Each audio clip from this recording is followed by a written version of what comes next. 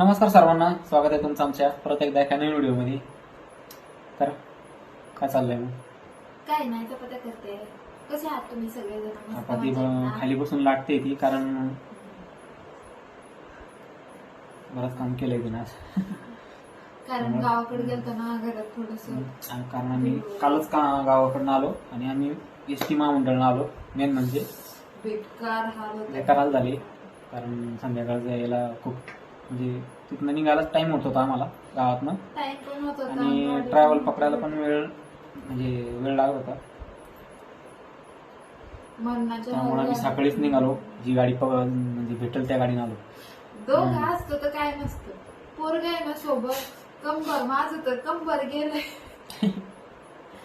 वापस घरी आल्या आम्ही तिघांनी पण आंघोळ केली. पिल्लूला पण रात्री आंघोळ घातली. 8 वाजता गरम पाणी केलं, कारण खूप जास्त धूळ बसली होती ना. आंघोळ केल्यानंतर मस्त झोप लागली त्याला. आणि जे घरी आलो इतका खुश झाला, बापरे लय खुश होता.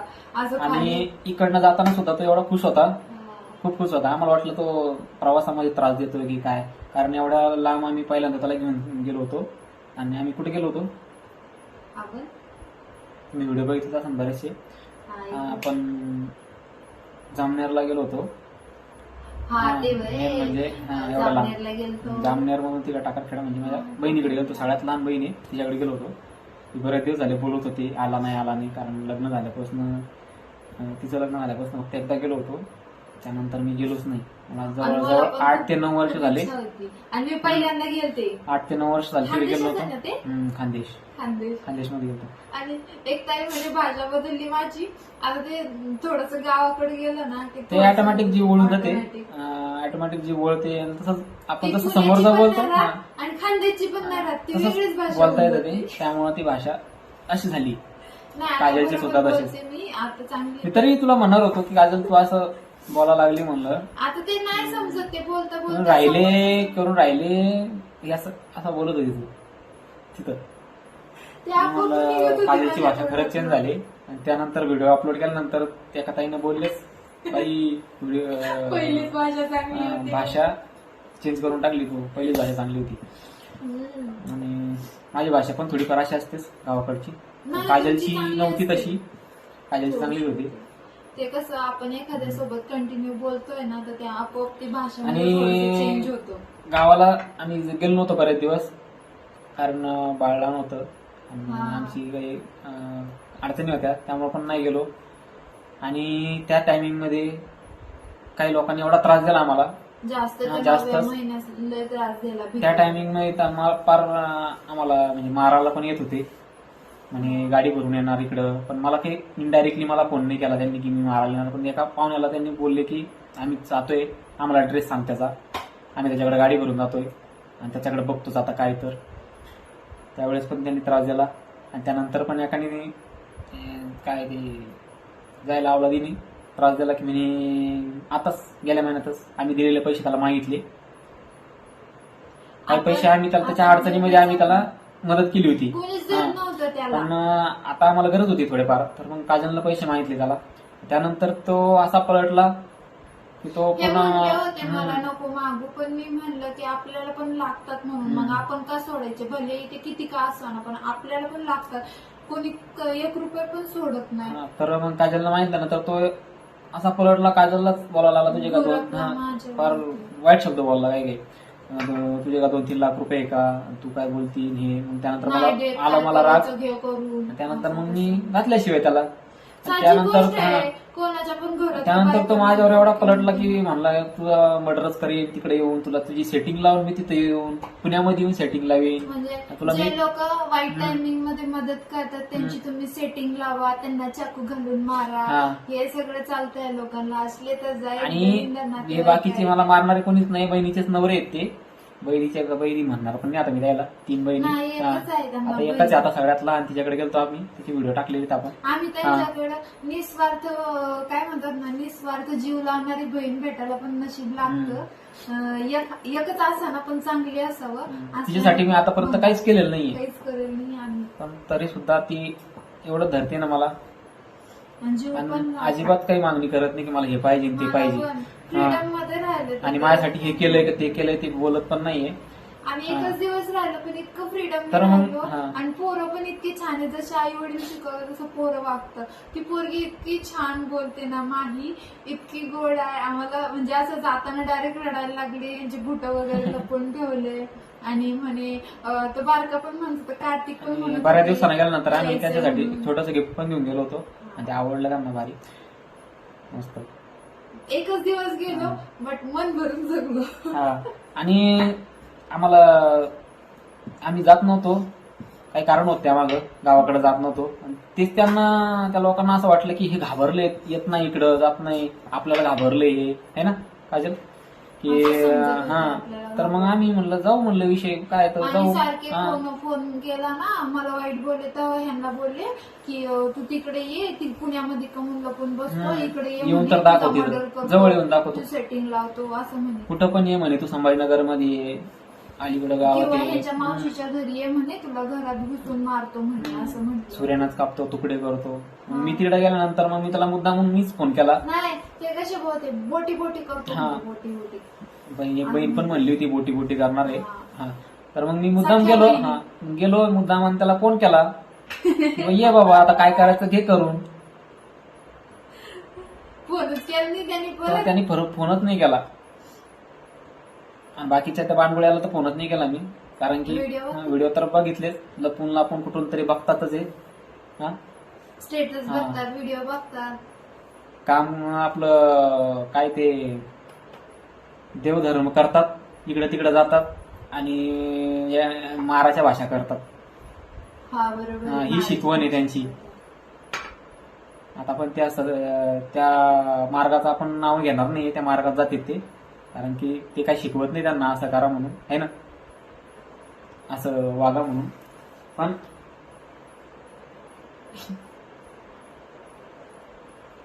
त्यांचं त्यांना पडलं, आपण काय बोलणार आहे.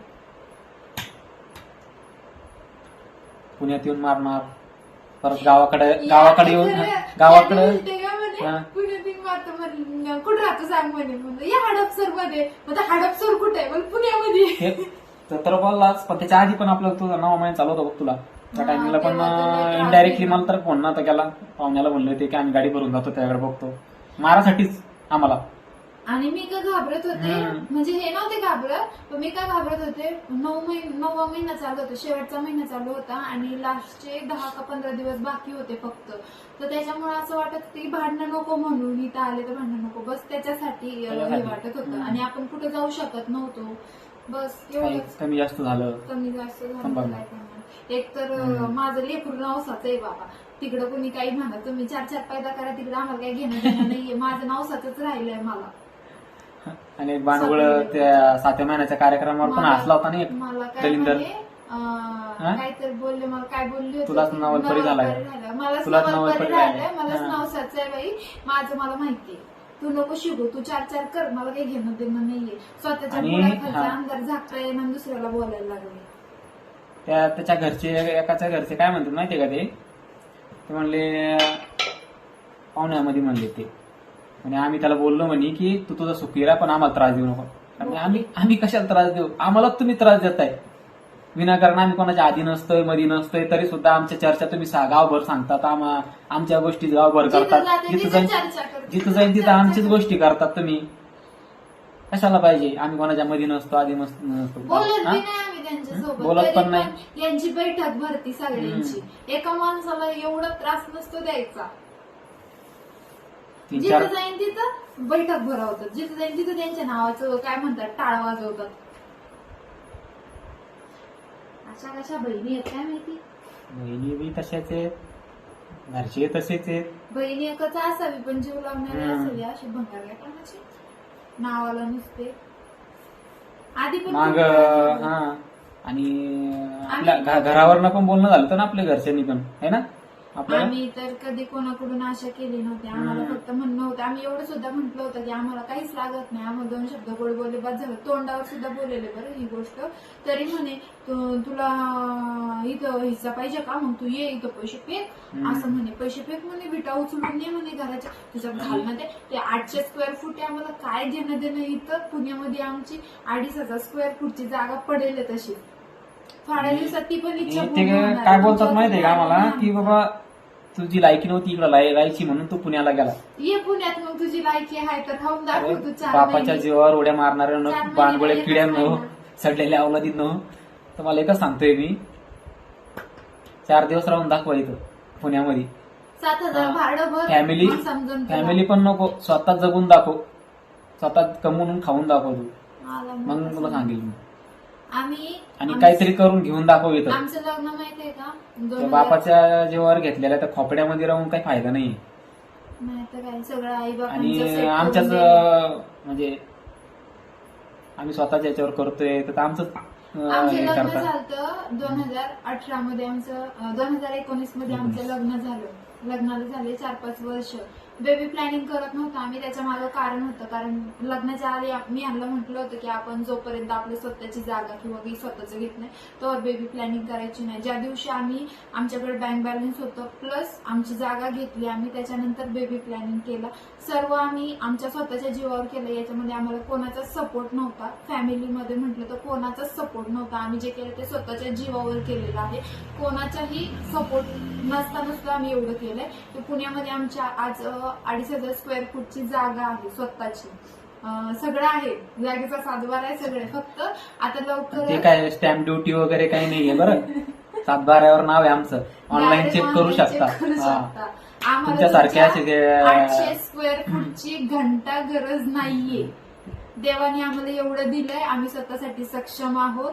आणि कोणी नसलं तरी स्वामी आमच्या पाठीशी. आम्ही जर लोकांचं वाईट केलं असतं तर आमचं चांगलं झालं नसतं. आणि स्वामींच्या कृपेने आज जिथं पण आहोत तिथं खुश आहोत, आनंदी आहोत. आणि त्या सगळ्या काय म्हणतात जेलामधून मुक्त आहोत.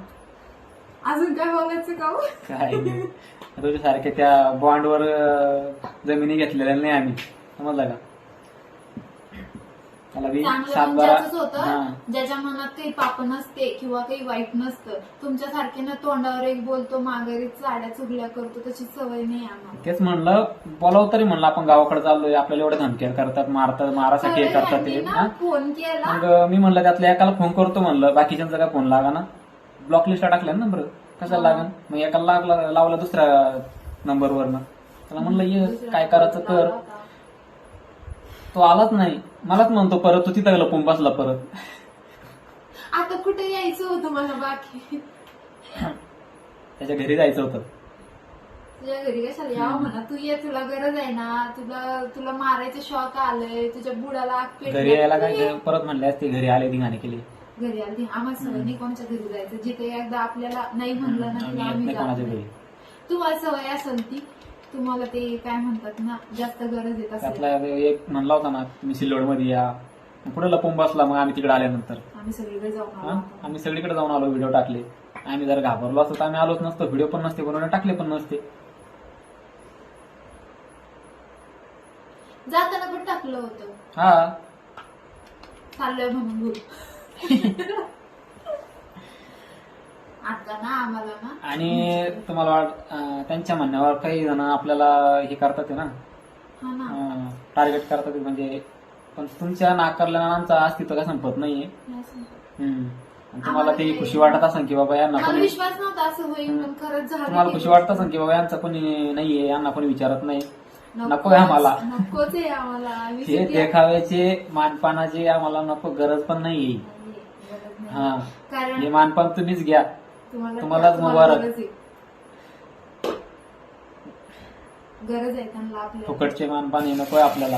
फुकटचे नाही, भांडून गेल मान. हा, ते भांडून गेलेच असते, जबरदस्ती गेले. तू असं करायचं, तू तसं करायचं, नाही तर तुला इथून हटू तिथून हटू. जा रे. आम्ही काय अशा मानपानाची भुकलेली नाहीये, आम्हाला गरज पण नाही त्याची. बाहेरचे लोक एवढे जीव लावतात ना, काही गरज नाही कसल्यांची. एक नंदन दैवात झालो, जीव लावते मला ती, तुमची नाही गरज मला. माझ्या नवऱ्यालाच आमच्या सोबत मानत ती नाही. चांगले बोलते म्हणून तिला सुद्धा वाईट केलंय त्या लोकांनी. हो. त्या ताजीला सुद्धा. त्यांना पण बोलत नाहीये. त्यांना पण म्हणतात की तुम्ही त्याच्यासोबत बोलता ते म्हणून बोलायचं नाहीये. हा. पण त्यांना पण गरज नाहीये. त्या तुमच्यापेक्षा किती वरचढ आहेत ते. नाही पण ते लय जीव लावतात बरं. त्या भाऊंनी पण लय जीव लावलं गेलं तर तुमची लायकी पण नाहीये. कुठे गेलतो? त्यांची लायकी पण नाही म्हणलं त्यांच्या पुढं. नाहीच. आणि त्यांनाच नाव आठवत त्यांना गरज पण नाही त्याची. काय त्या भाऊने आपल्याला कुठे कुठे नेलं फिरायला, मंदिर पण होतं ते आम्हाला जामनेर मध्ये नेलं त्यांनी फिरायला, जामनेर नेलं. सोनबर्डी टेम्पलला. आम्ही एवढं एन्जॉय केलं गार्डनला ना. तिथं. पहिल्या मंदिर मध्ये गेलो, दर्शन केलं, त्याच्यानंतर लाईट शो बघितला, तिथं आम्ही बराच वेळ थांबलेलो, फोटो व्हिडिओ काढले. त्याच्यानंतर मग हॉटेलला नेलं भाऊनी, तिथे आम्ही सगळ्यांनी जेवण वगैरे केलं. जेवण वगैरे केल्याच्या नंतर मग आम्ही घरी गेलो आणि भाऊनी माझ्यासाठी साडी पण घेतली होती मस्तपैकी आणि ह्यांना पण ड्रेस घेतला होता आणि पिलूसाठी पण ड्रेस आहे. तर फुल एन्जॉय केला आणि घरी आलो. भलेही आम्ही तिथं 1-2 दिवस राहिलो, पण इतकं मज्जा आली ना विचारू नका. आणि लवकर यायचं कारण पण होतं, कारण आम्हाला एक काम आहे लवकरच सुरू करायचंय, ते पण स्वप्न लवकरच आमचं पूर्ण होणार आहे स्वामी कृपेने, अशीच आशा करतो. एक तर झालंय ऑलरेडी, काय म्हणतात एवढं चांगलं सोन्यासारखं पोरगं दिलंय देवानी. आता दुसरं आहे ते लवकरच हळूहळू हळूहळू पूर्ण होईल. काम झाल्याशिवाय सांगत नाही, कारण कसं असतं इथे चांगल्यांपेक्षा वाईट जास्त आहे आणि वाईट दुसरं कोण नसतं, आपलंच असतं. त्यामुळे लवकर काय सांगणार नाहीये. बस एवढंच.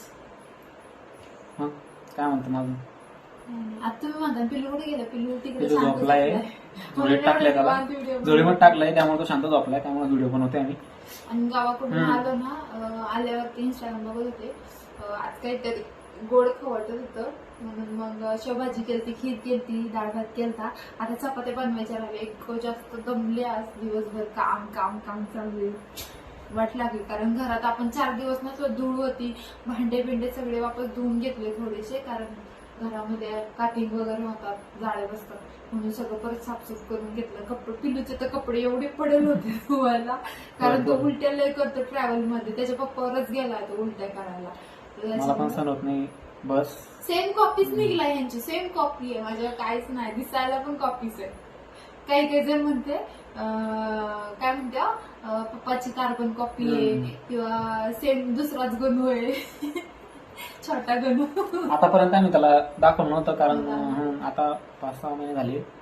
त्यानंतर आम्ही आता फेस रिव्हील केला, दाखवलंय आणि इथून पुढे पण थोडंच दाखवणार त्याला, कारण नको दाखवायला है ना. कारण काही लोक आपल्यातलेच आहे, ते त्यांना सहन होत नाही या गोष्टी.